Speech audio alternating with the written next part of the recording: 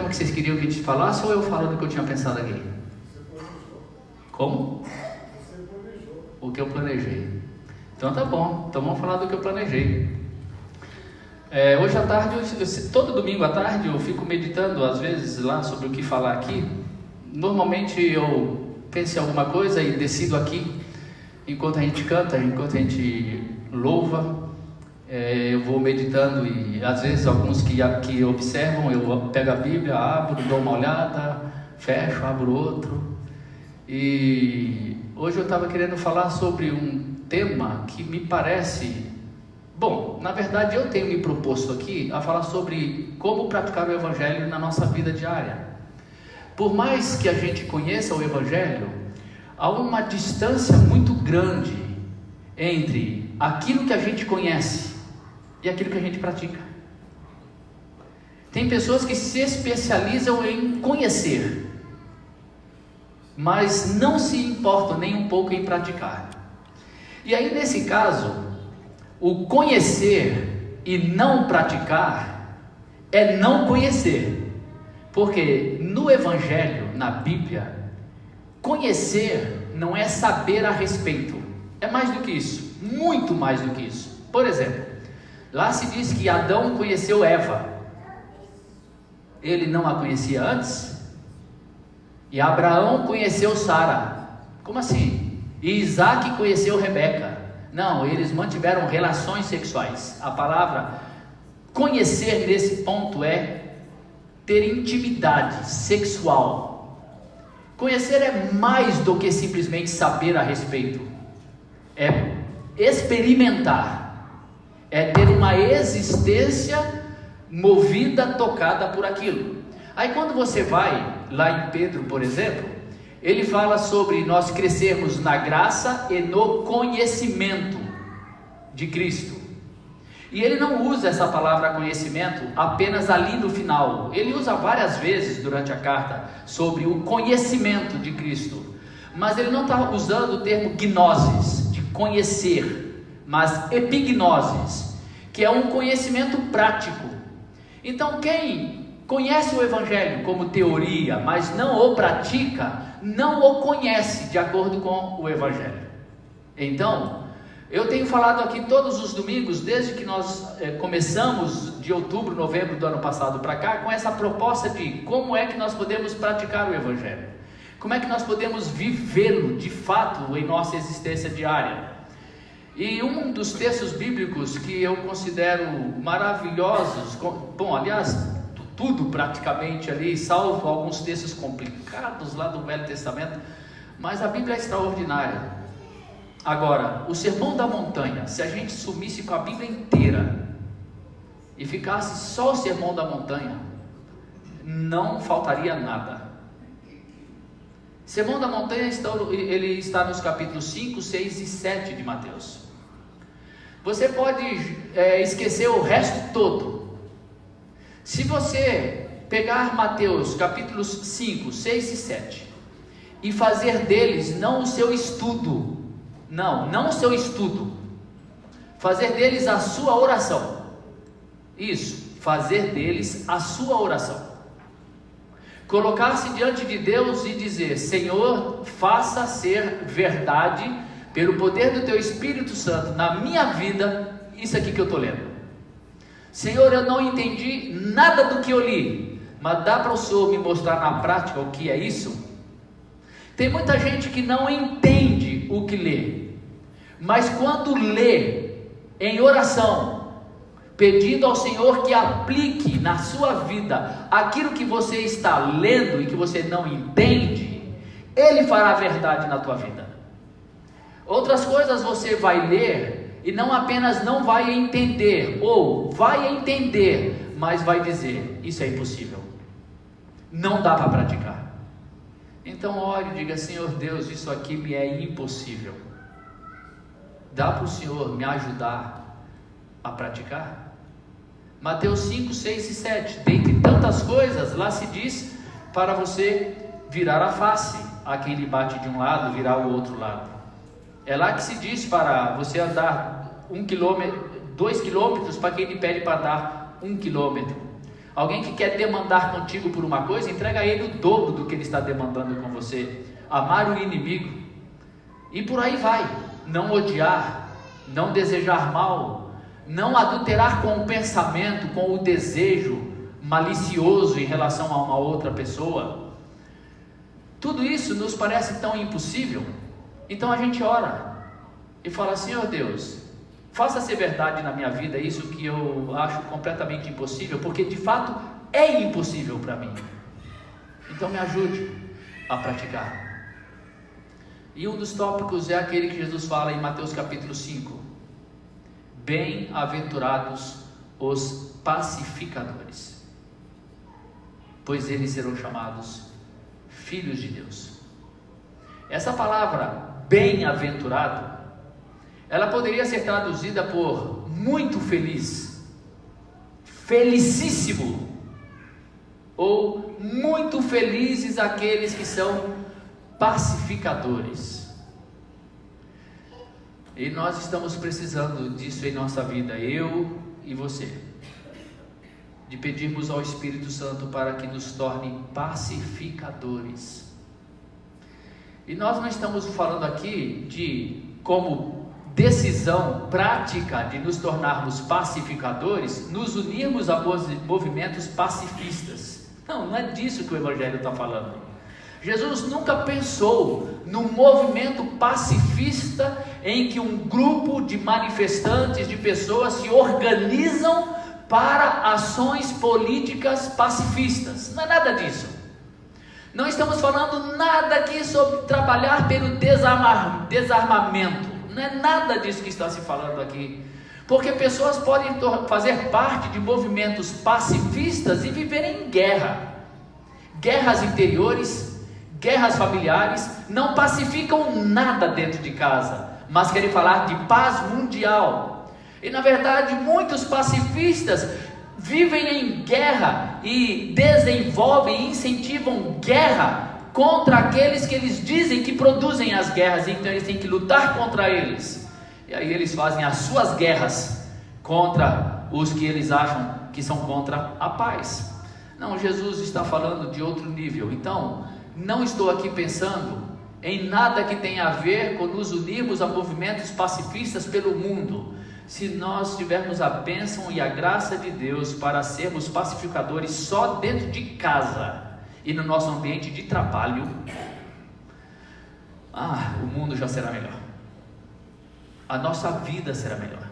Porque se a gente não for pacificador dentro de casa, se a gente não for pacificador nos nossos relacionamentos conjugais, se nós não formos pacificadores nos nossos relacionamentos de trabalho, nós estamos perdidos. Bem-aventurados os pacificadores. Então a minha pergunta para você é: você promove a guerra dentro da sua casa, ou você promove a paz? Quem é você no ambiente familiar, no seu ambiente familiar? Quem é você? Você é aquela pessoa que vive criando e produzindo guerras, conflitos, atritos, confusões, discussões, brigas? É você o que leva o inferno para dentro de casa? É você o que desestabiliza a relação conjugal? Ou você é o pacificador? Aquele que resolve conflitos, aquele que resolve demandas, aquele que entra numa briga apenas para pacificá-la e não para jogar gasolina naquilo que já está em combustão. Está aí uma coisa difícil para nós todos. Está aí uma coisa que, por mais que você se dedique a ser um pacificador e não ter o pavio curto, e não somente ter o pavio curto que estoura, que se ira facilmente, que reage no impulso do momento com muita rapidez, mas também aquele que faz do silêncio a sua guerra, porque a arma é o silêncio, e o silêncio se torna aquilo que usa para guerrear, para causar mais conflito, para causar mais atrito, para causar mais confusão. Então nós temos dois extremos: o irado, o iracundo, que com as suas reações gera conflito, e o silencioso, que também gera conflito. Mas tanto um quanto o outro não tem que pensar em nada desses dois extremos, mas em se encontrar o equilíbrio daquele que, com a tranquilidade, o bom senso, a sensatez, a palavra dita na hora certa, a calma, a tranquilidade de palavras que edificam, que resolvem problemas, que resolvem conflitos, que levam solução e que levam as pessoas a pensarem, a refletirem com a calma de quem quer apenas conversar e sabe esperar o momento de conversar, mas que não foge da conversa. É difícil, é complicado. E aí você passa 1, 2, 3, 4 anos praticando a pacificação com palavras doces, carinhosas, tranquilizadoras, tentando ser um promotor da paz, onde muitos vão fazendo guerra, conflitos, palavras ditas e desditas e malditas, e você fica ali tentando controlar a situação. Mas não pense que isso fará de você um pacificador que jamais vai atuar para a destruição, porque quando você menos esperar, você vai estourar. Quando você menos esperar, você vai dizer o que não deveria ter dito, o que desejaria não ter dito, da maneira que se disse, com as palavras que se disse, e tudo aquilo que se constrói em anos se destrói em apenas alguns minutos. Você já viu isso acontecer em alguma casa? Em alguma família? Em que palavras ditas em pouquíssimo tempo destruiu ou destruíram relacionamentos de anos?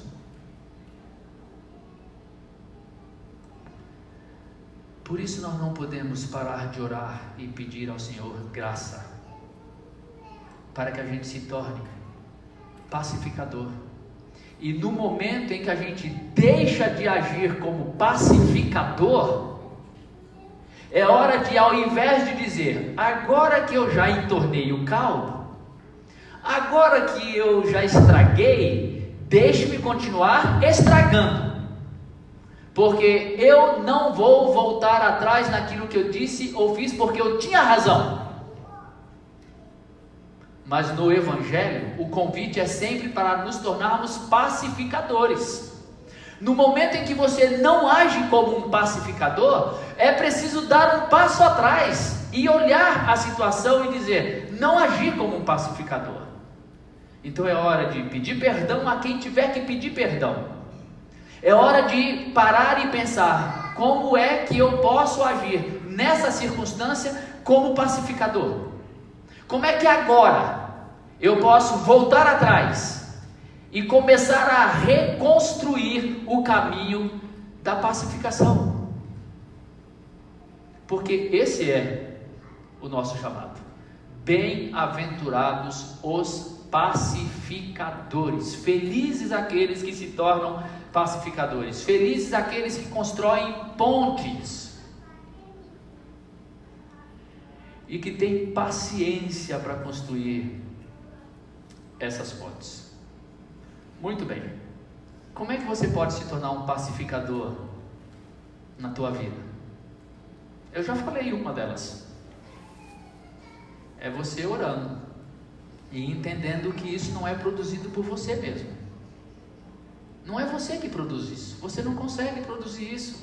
Não adianta tentar. Você não vai conseguir. Não é natural para a gente. A nossa natureza busca os seus próprios interesses. A nossa natureza, ela age na autodefesa.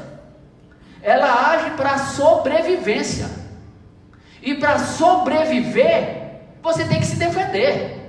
Para sobreviver, você tem que camuflar. Para sobreviver, você naturalmente vai querer partir para o ataque instintivamente. Essa é a nossa natureza. Então, não pense que você terá domínio por você mesmo a isso, porque não terá. Porque não é natural para nós. É preciso exercício. É preciso se exercitar para que você de fato possa ter a construção desse espírito pacificador na sua vida. Ora, se nós exercitamos tanta coisa, se a gente vai para a academia para exercitar músculos, embora eu não faça isso, porque eu tenho pavor de academia, não há nada que me desanime mais do que pensar em ir para a academia levantar peso. Você já viu que eu faço academia, né? Tá nítido. Desculpa, você é uma exímia. A Joyce é uma pessoa que pratica exercícios e artes marciais, né? Constantemente. Parabéns pelo seu esforço e dedicação nisso. Eu ainda vou fazer isso um dia. Bom, não vou não. Mas então, a gente exercita tanto outras coisas, a gente estuda para passar em concurso, a gente se prepara para tanta coisa na vida. Por que a gente não exercita a piedade? Aliás, o apóstolo Paulo nos incentiva a isso, para nos exercitarmos na piedade, exercitarmos a nossa vida, o nosso coração, a nossa mente naquilo que é bom. Por que a gente não exercita todos esses princípios do Evangelho? E o melhor exercício que o Evangelho nos instrui é a oração. Jesus fala sobre isso. O Espírito está pronto. Você quer, você tem disposição, você tem vontade, você já entendeu. Mas Jesus fala, a carne é fraca. Por isso ele diz para nós orarmos sem cessar. Ele fala para nós nos apresentarmos diante dele em oração todo dia. Vigiai e orai, porque o Espírito está pronto, mas a carne é fraca. Então você não pode abrir mão da oração. E não é essa oração em que você vai fazer uma oração para conquistar coisas de Deus, não. É uma oração para ser uma pessoa melhor. É uma oração para ser parecido com Cristo. É a oração que você faz em nome de Cristo. E oração em nome de Cristo é orar como se fosse o próprio Cristo orando. É como se você fosse enviado em nome de alguém para falar em nome dessa pessoa. Quando Jesus fala, ore em meu nome, é isso que ele está dizendo. Não é uma palavra mágica, não é um mantra, para no final da oração falar, em nome de Jesus, amém. Não é esse mantra que faz com que a sua oração seja em nome de Jesus. Eu e você só oramos em nome de Jesus, quando a gente se apresenta diante de Deus, como se fosse o próprio Jesus se apresentando. Eu estou orando em nome de Jesus. Foi Ele que falou para eu te procurar. Foi Ele quem falou para eu falar com você. Foi Ele quem disse que eu poderia pedir isso. Foi Ele que disse que eu deveria pedir qualquer coisa que estivesse relacionada ao bem do Evangelho. Jesus nunca incentivou ninguém a orar por coisas dessa vida. Não. Ele nos incentivou a orar por tudo aquilo que é o bem do Evangelho e da vida, aquilo que faz a vida ser vida, porque foi para isso que Ele veio. Então nós temos que nos exercitar em clamar a Deus por essas coisas. Faça ser verdade em mim isso, Senhor. Torne-me um pacificador dentro da minha casa. A minha casa está em guerra. os conflitos entre meus pais, o meu conflito com a minha esposa, com o meu marido, com meus filhos, o conflito entre irmãos, faz de mim um pacificador. Lá no trabalho o ambiente é horroroso, faz de mim um pacificador dentro do meu trabalho, usa-me como pacificador. Você não sabe como é que você pode se tornar um pacificador e nem agir como pacificador, e não adianta você fazer cursos para se tornar pacificador. Agora, quando você ora em nome de Jesus, pedindo a Ele para fazer de você um pacificador, é exatamente isso que Ele vai fazer de você. O Evangelho, disse Jesus, é como uma semente plantada no coração daquele que crê. O que é que o Evangelho vai produzir? Os frutos do Evangelho, e um deles é a pacificação. Você vai se tornar um pacificador quando essa semente plantada no seu coração e nutrida e regada com oração vai produzir o quê? Um pacificador. E quando você menos perceber, você estará agindo como pacificador.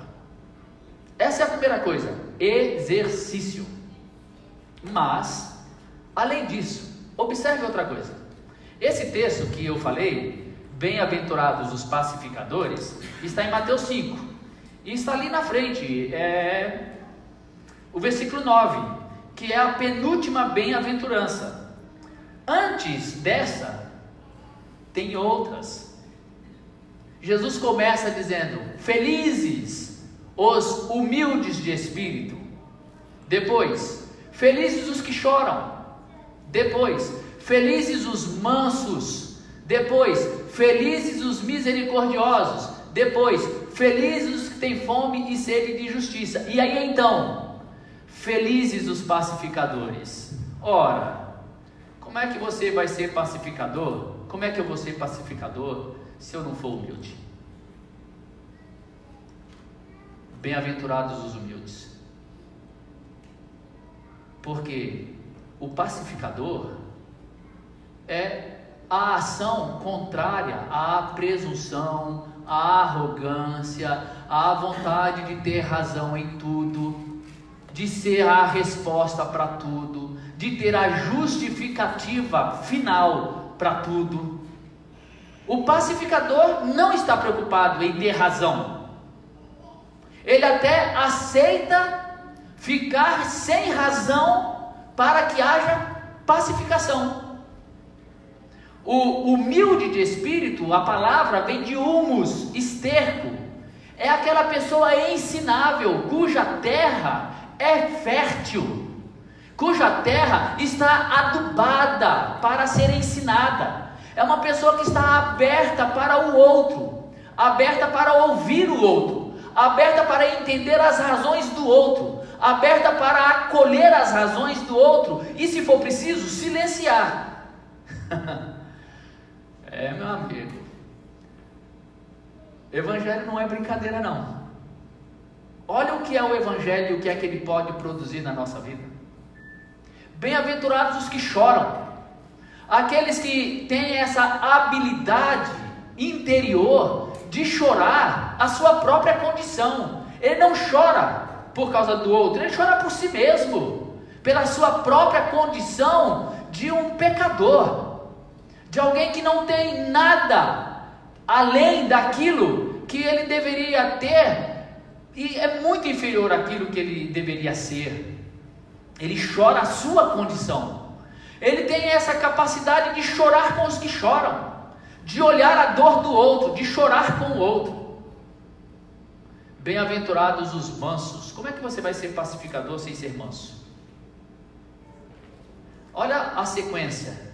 O humilde de espírito é aquele que não se vê como superior nem melhor do que ninguém e reconhece as suas falhas, as suas deficiências, as suas fraquezas. Ele chora por essa condição e chora por essa condição também na vida dos outros. Ora, se ele é isso, ele será naturalmente manso, porque se ele diz que ele é pecador, ele é um terrível terrível pecador, ele não vai se importar se outros disserem que ele é. Tá bom, é verdade. É verdade. É manso. Aquele que é puro de coração, aquele que é misericordioso, ele naturalmente será pacificador. E Jesus depois diz: bem-aventurados quando vocês forem perseguidos por causa de tudo isso. Ora, quem junta tudo isso, não se importa com tudo aquilo que fizerem de mal contra ele. O que é que de mal poderão fazer? Quais são as injúrias que lhe tirarão a paz? Nenhuma injúria, nenhum mal feito contra si vai lhe roubar a paz, porque ele já tem tudo isso. Agora, qual de nós pode produzir isso? Mas ali está o caminho da felicidade. Por isso que Jesus fala, bem-aventurados. A palavra, eu repito, significa felicíssimos. Esse é o caminho da construção da felicidade. É um caminho interior, não tem nada a ver com posses, não tem nada a ver com dinheiro, não tem nada a ver com bens, não tem nada a ver com sucesso, não tem nada a ver com você conquistar coisas dessa vida. É um caminho interior, que passa 100% pelo coração, e que você pode conquistar na porta fechada do teu quarto, não precisa para faculdade nenhuma. É uma conquista da vida, enquanto se vive. Por isso eu repito, precisamos exercitar isso. Mas para concluir, há uma outra razão pela qual nós também não praticamos e não conseguimos praticar. É porque nós ainda não desfrutamos e não vivemos a pacificação que vem de Deus para nós. O fruto do Espírito é paz. Já não há mais condenação para quem está em Cristo Jesus. E se nós somos assim justificados, agora nós temos paz com Deus. O fruto do Evangelho em nós é a pacificação com Deus. Mas nós ainda tentamos viver uma vida comprando Deus, ao invés de apenas descansarmos na paz que vem dele para nós. Porque você pense bem, as misericórdias do Senhor são a causa de nós não sermos consumidos. As suas misericórdias não têm fim, elas se renovam a cada manhã. Ora, fosse Deus agir conosco da maneira como nós reagimos às pessoas, a nossa vida seria o quê? Nós já teríamos sido consumidos. Deus age conosco como o maior de todos os pacificadores. Aliás, Jesus veio ao mundo exatamente para fazer a paz. O muro da inimizade foi tirado, ele trouxe paz, ele fez a paz. Esse é o propósito da vinda de Jesus. Permitam-me abrir um parênteses, louco, confesso, e para muitos talvez uma tremenda de uma heresia, mas vejamos. Aliás, é até temerário falar sobre isso, porque a gente mal entende a existência humana, a gente mal entende os nossos caminhos aqui dessa vida, e vamos agora querer falar do que é angelical. É uma loucura, né? Mas entremos na loucura. O diabo é o que de Deus? Inimigo? Deus não tem inimigo. Concorrente? Não. Ele está em conflito com Deus? Não. Deus é Deus. O diabo é só um dos filhos de Deus. Você já parou para pensar como é que Deus age com o diabo? O diabo. Eu não estou falando de mim e de você. Estou falando do diabo. O pai da mentira, o pai da divisão, o pai da inimizade, o pai da guerra, o pai do ódio, o pai de tudo aquilo que é mal. Mas ele, em relação a Deus, ele é só uma criatura, um dos filhos de Deus. Lá em Gênesis, e a Bíblia toda refere-se aos anjos como filhos de Deus. Ele é um deles. E o que é que esse Deus ensina para ele mesmo? Ele se rebela, ele é, digamos, condenado, e eu não sei se essa palavra é uma boa palavra para descrever o que acontece nos ambientes celestiais, angelicais, e ele é restrito ao planeta Terra, com toda a sua presunção, arrogância, ódio e maldade. E isso é anterior à criação do homem. Olha que coisa. Aí Deus vem e bota o ser humano no mesmo lugar onde esse diabo está. Para quê? Para dar uma lição no diabo? Para quê? Para colocar o homem em perigo? Para quê? Do ponto de vista de Deus e o diabo, parece-me mais alguém que está dando uma lição amorosa a um filho rebelde. Como que se dissesse: eu vou lhe mostrar que o único caminho que vence é o caminho do amor. Eu vou lhe mostrar que não existe outro caminho. O do ódio nunca será caminho. O do rancor, o da maldade, nunca será caminho. Você vai estrebuchar e vai fazer de tudo para destruir, mas com toda a paciência do mundo. Eu vou me manter firme no meu lugar, só amando. Só não recebe, não acolhe e não desfruta o amor de Deus quem não quer. Porque se o diabo quisesse, até ele seria salvo. Se ele quisesse, até ele desfrutaria do amor. Porque essa história cósmica inteira é um grito de amor, mostrando ao Pai do desamor e do ódio, que ao final o amor vai vencer. Eu já preguei uma outra mensagem aqui há um bom tempo atrás, falando que o inferno é uma prova de amor de Deus. Até o inferno é prova de amor. É só procurar, tem algum canto por aí, eu nem me lembro o que eu falei naquela época, mas era sobre isso. Se Deus age assim, mostrando e demonstrando pacientemente no decorrer dos séculos, deixando que ele vá agindo com todo o seu desamor, ódio, divisão, intriga, atrito, conflitos, dividindo, escondendo o amor, colocando colocando trevas, colocando um véu na mente humana, no coração humano, para que não conseguissem enxergar o amor. E Deus deixou que ele fosse fazendo isso, com toda a tranquilidade, para que depois ele enviasse o próprio Filho dele como prova inequívoca de amor, porque Deus prova o seu próprio amor para conosco pelo fato de ter Cristo morrido por nós, sendo nós ainda pecadores. Ele manda o seu Filho como a maior prova de amor para mostrar que tudo aquilo é perda de tempo e que a única coisa que vence é amor. E tudo passará, o amor permanecerá.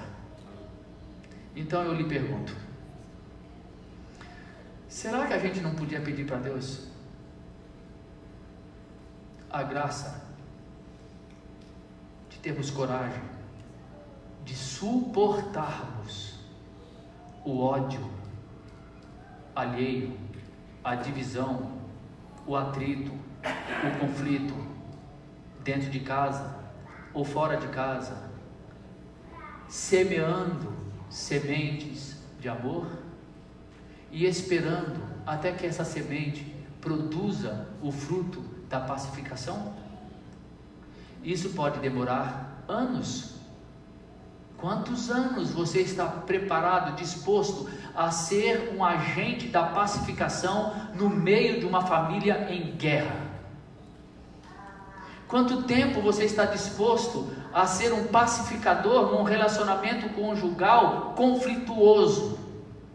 Até o ponto em que você tenha feito tudo realmente o máximo que você podia fazer, cuja perda, separação, se não tiver outro caminho, não é a tua escolha, mas a escolha do outro. E por ser o caminho da pacificação, você sempre deixará livre.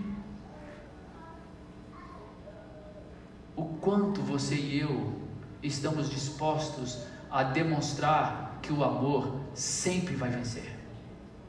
Porque ele sempre vai vencer mesmo. Não se engane. Todas as vezes que você, nessa vida, já tentou impor a tua vontade, com raiva, com ira, com conflito, com grito, todas as vezes que você tentou impor a tua vontade num relacionamento, fazendo disso um conflito, qual foi o fruto que você colheu? Não foi bom. Nunca é bom. Você pode até vencer uma batalha, mas já perdeu a guerra. Você pode até vencer uma discussão, mas a guerra você já perdeu. Você pode até convencer o filho aos gritos, na imposição arrogante e presunçosa de um pai que diz: é a minha vontade que será feita, não importa a tua. Você pode até vencer essa batalha, mas a guerra do amor você já perdeu. Deus nos mostra, não importa quanto tempo tenha que demorar, quantos milênios da história humana tenha que se presenciar, o amor vai vencer. Então que você e eu sejamos os pacificadores que semeiam amor no meio de todos os lugares e circunstâncias em que o conflito esteja colocado. Nunca isso será fácil para mim nem para você.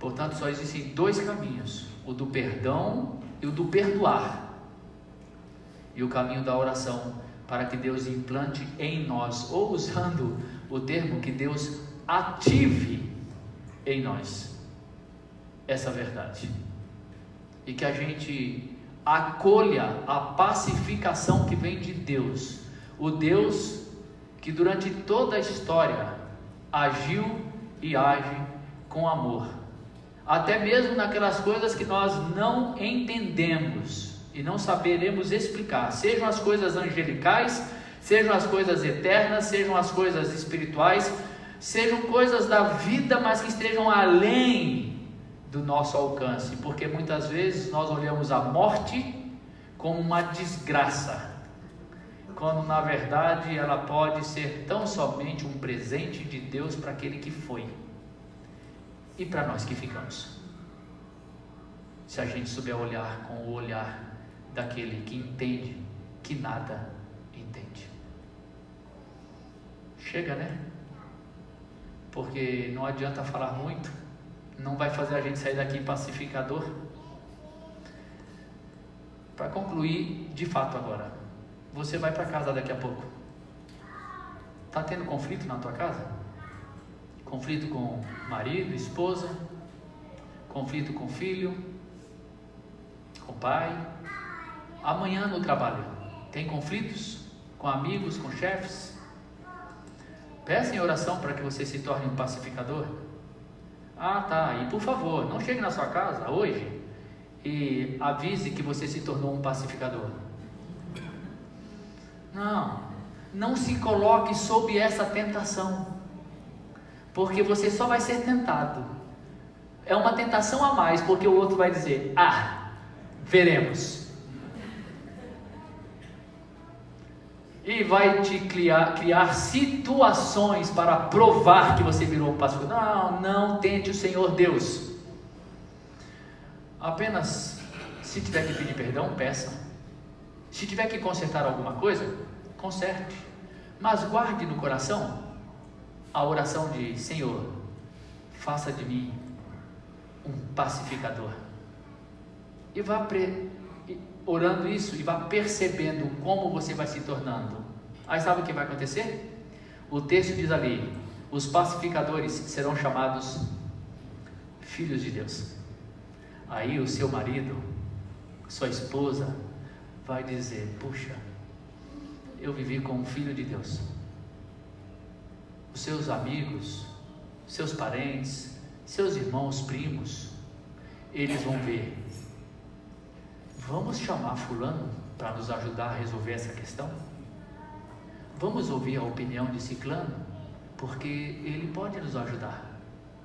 Eles vão te ver como filho de Deus, um pacificador. Eles nem vão te chamar de pacificador, mas eles saberão que em você existe evangelho, existe resposta para conflitos.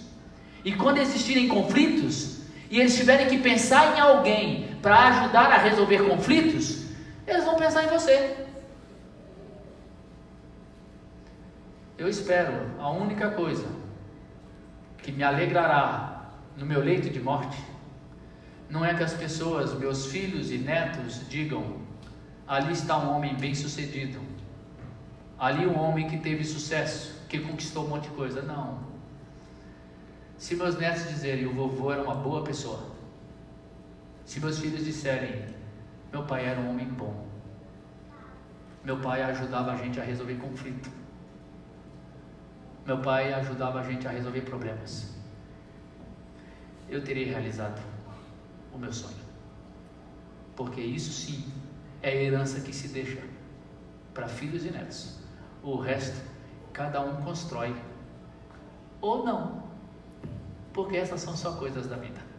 Vamos cantar, Glaucio?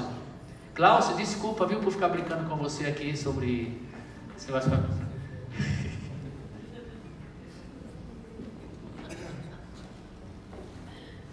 Fazer a paz com o irmão, né? Olha, eu não sei de qual era a oração de São Francisco de Assis, mas onde tiver ódio, que eu leve a paz, não é isso? Não, onde tiver ódio, eu leve o amor. Onde há guerra, que eu leve a paz. Essa é uma boa oração para nós fazermos. Senhor, onde houver guerra, que eu leve a paz. E aí, qual é o cântico que nós vamos cantar? A paz do Senhor é o que nós queremos. Vocês conhecem, não? Eu quero para mim e para você. Amor do Senhor é o que dividiremos, porque todo este amor não cabe em mim. Eu quero lhes dizer que Deus gosta de você, seja qual for a situação. Eu quero lhes dizer que Deus gosta de você, seja qual for a situação.